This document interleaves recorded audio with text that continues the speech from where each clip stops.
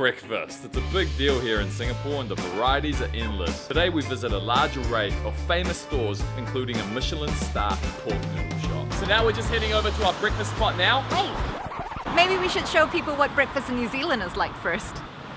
Are you sure? Yes, you should. Alright then, let's go back to New Zealand first. Alright, so before we get some Singaporean breakfast, we've got to take you back here into Auckland so that we can have a classic Kiwi breakfast. And what is that?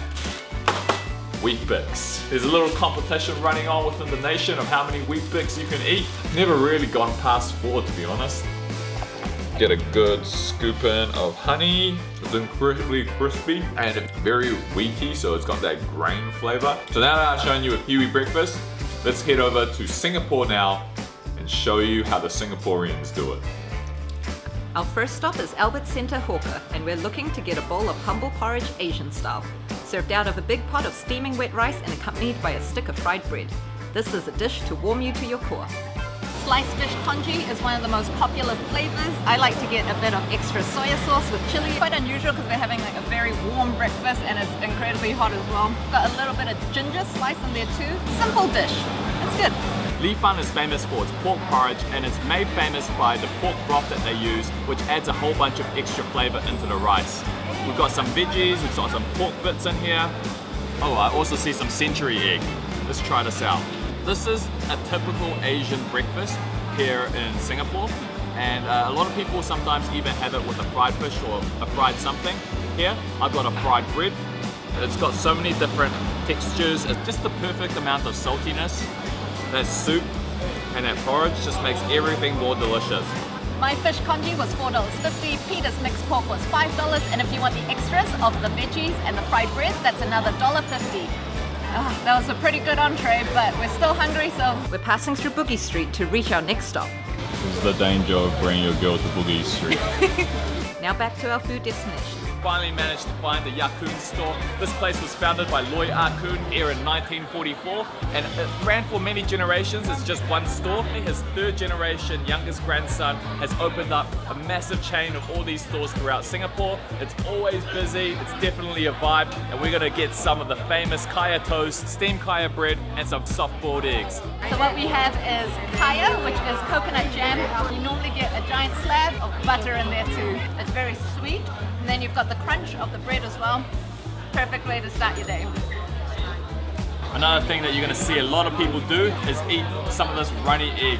And what you get is 2 soft-boiled eggs, and then you got to do the mix. I like to start things off by chucking in a whole bunch of pepper. Now what you can do with this concoction is you can either just go straight eat it, or you can dip some of your kaya toast in it too. Oh. Eggy, salty, creamy, delicious goodness. Even though I really like it toasted, the steamed version here is super nice too. You get that coconut flavor mixed together with the salty butter, and then that very, very soft bread. Delicious. Welcome to Breakfast Facts. And fact number 1, did you know that breakfast means literally breaking the fast of the previous night? Fact number 2, Singaporeans like to eat breakfast all throughout the day, and that's why most of these stores are open all day long. Final fact, around 25% of the world skip breakfast, but that's not us today.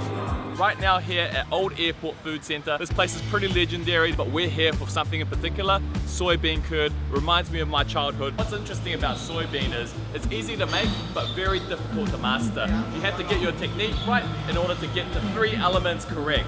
1, the firmness, 2, the fragrance, and then 3, the smoothness. Let's see how good it is here. So before I get into this, I just want to tell you guys something. There are 2 Laobang stores here. The one that you're going to want to find is the one in the middle. The one on the end, it doesn't open. It's like an extra fridge for them. So we've got the classic soybean milk and the soybean curd. I'm going to go in for the milk first. There's the right amount of sugar in there. So you can definitely taste the fragrance of the soybean itself. Really yummy, and the prices here are great. $1.70 for this, $1.70 for that.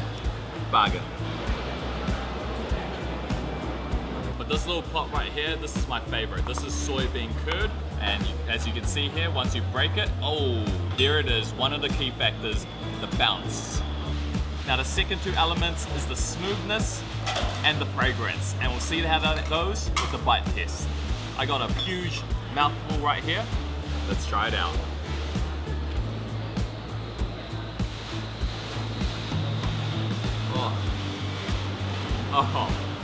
Soybean curd is such an underrated thing.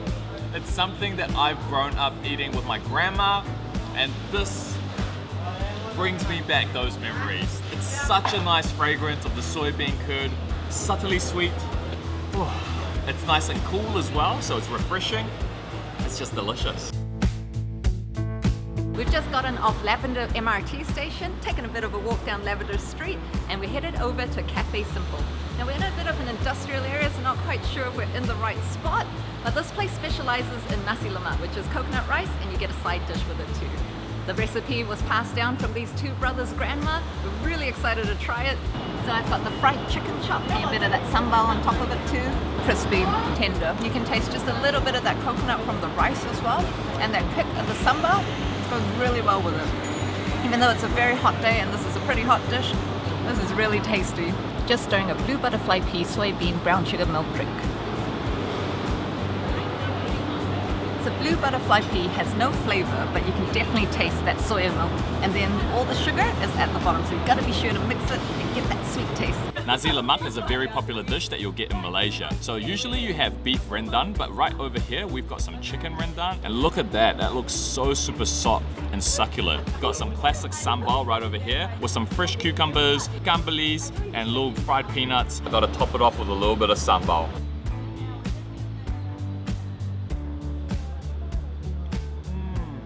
That is incredible. Some of you might think that the main flavor explosion that I was going to get from that bite would be the chili sambal, but no, it was the kaffir lime leaves from the chicken rendang.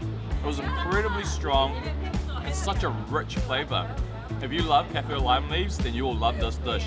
The addition of the cucumber freshness was also helping us. And then the final few bites, you get that little bit of ikan bilis and the peanut. Ikan bilis is the fried anchovies. Adds that nice little extra hint of salt.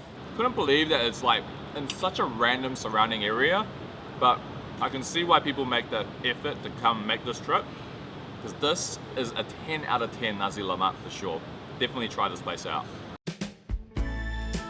Man, we've had a lot of breakfast, but we're headed over to our final stop now, Hill Street Thai Hua Pork Noodle. This place is about 15 minutes walk away from our last place, Cafe Simple.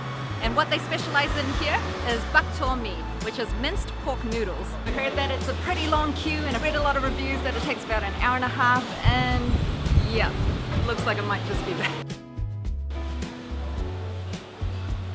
It only took 55 minutes. They must have improved their queuing speed. Anyway, that was a long wait, but it's all right. We saved this one for last, which means we had plenty of food to keep us running while we were waiting in line. First time that we're going to be able to try a 1 Michelin star street food hawker center restaurant.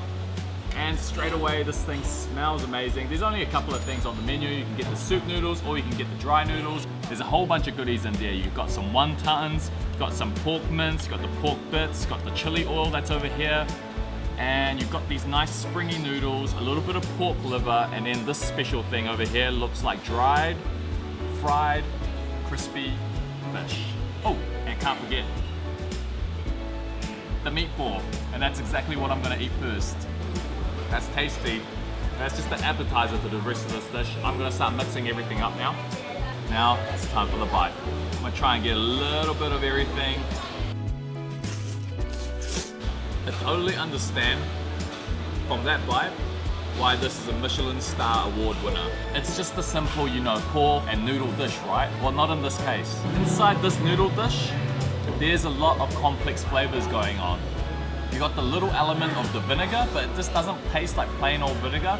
It's got that nice bitter and sourness from the vinegar, but it's not overpowering the dish. At the same time, there's that nice balance of the chili.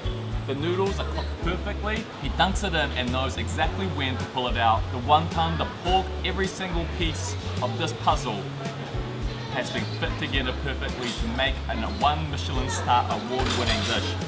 Flavors, sensational guys. Really complex, really delicious. I love it. I've got the soup noodles, and the difference with mine is that I've got these white rice noodles. I don't have all those big fancy words that Peter used to describe his dish. To me, this is just yum. And that brings us to the end of our 5 breakfast stops in Singapore. This has been a huge day of eating. Yes. And it's been only breakfast. We still got lunch and dinner to go. We might need a skip.